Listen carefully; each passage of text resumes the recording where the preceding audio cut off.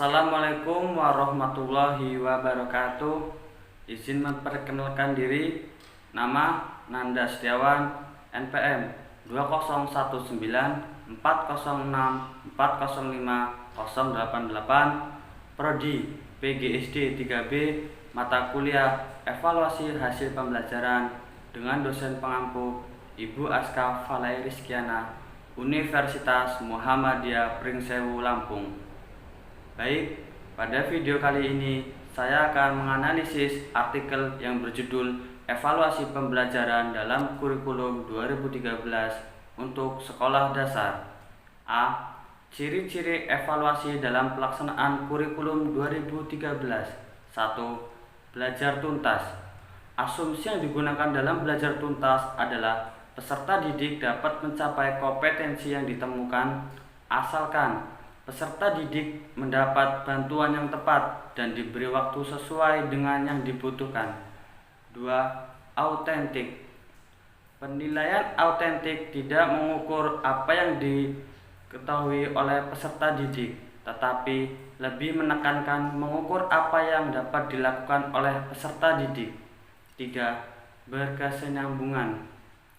Penilaian berkesinambungan dimaksudkan sebagai penilaian yang dilakukan secara terus-menerus dan berkelanjutan selama pembelajaran berlangsung. 4. Menggunakan teknik penilaian yang bervariasi. Teknik penilaian yang dipilih dapat berupa tertulis, lisan, produk, portofolio, unjuk kerja, proyek, pengamatan, dan penilaian diri. 5. Berdasarkan acuan kriteria. Kemampuan peserta didik tidak dibandingkan terhadap kelompoknya, tetapi dibandingkan terhadap kriteria yang ditetapkan. Misalnya, ketuntasan belajar minimal atau KKM yang ditetapkan oleh satuan pendidikan masing-masing dengan mempertimbangkan karakteristik kompetensi dasar yang akan dicapai, daya dukung atau sarana dan guru, dan karakteristik peserta didik. B. Format laporan hasil peserta didik.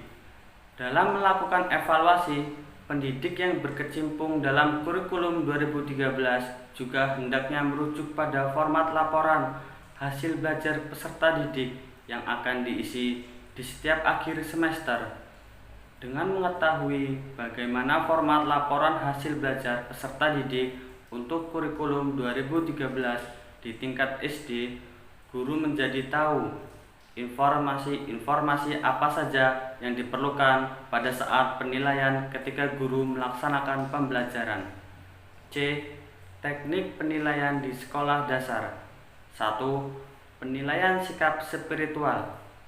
Sikap spiritual yang diamati meliputi ketakwaan beribadah, perilaku syukur, berdoa sebelum dan sesudah melakukan kegiatan, dan toleransi dalam beribadah.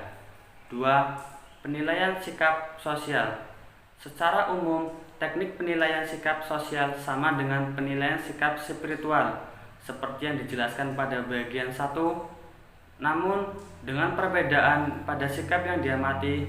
Sikap sosial yang diamati meliputi sikap jujur, disiplin, tanggung jawab, santun, peduli, dan percaya diri. 3. Penilaian pengetahuan. Penilaian aspek pengetahuan ini dapat dilakukan dengan berbagai cara, seperti dengan tes tulis, tes lisan, dan penugasan.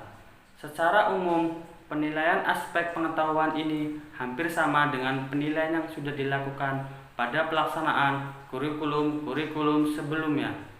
4. Penilaian keterampilan. Aspek keterampilan dapat dinilai dengan cara penilaian performa atau kinerja, penilaian produk, penilaian proyek, dan penilaian portofolio.